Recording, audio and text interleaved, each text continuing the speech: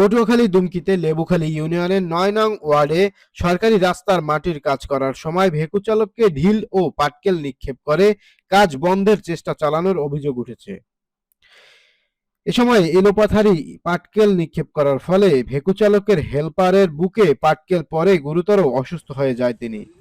পরে তাকে হাসপাতালে পাঠানো হয়।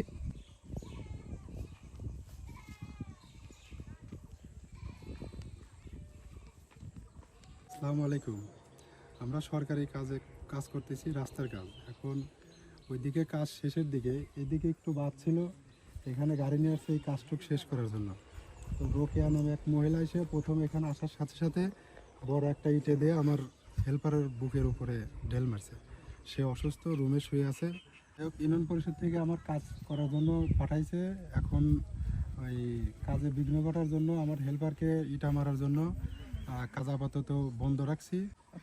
আমরা একটু আতঙ্কিত এবং নিরাপত্তাহীনতায় ভুগছি। কি রাস্তা বানতে আইছে, যেই টেমি রাস্তা বানতে সেই টেমি মনে করেন হেরা একটা ঝগড়া বিপদ বাজাই দেয়, মারামারি ধরাধরি বানতে দেবে না।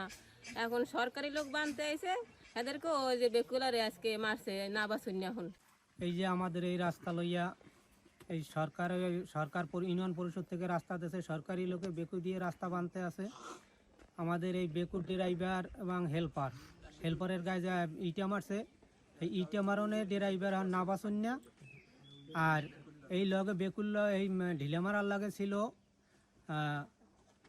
ওমেলা, রোকেয়া, ঢিলে মারছে রোকেয়া, সাথে ছিল ওমেলা।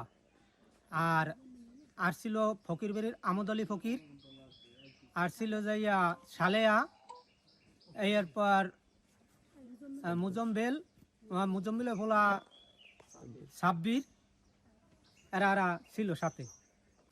সরকারি কাজ করতে গেছে বেকু এলাকায়। এই সরকার বেকু পাঠাইছে রাস্তা বাঁধার জন্য, সরকার বরাদ্দ। তারপর আমরা দেখছি বেকুয়ালার গায়ে ইট পাটকেল মারছে অনেক।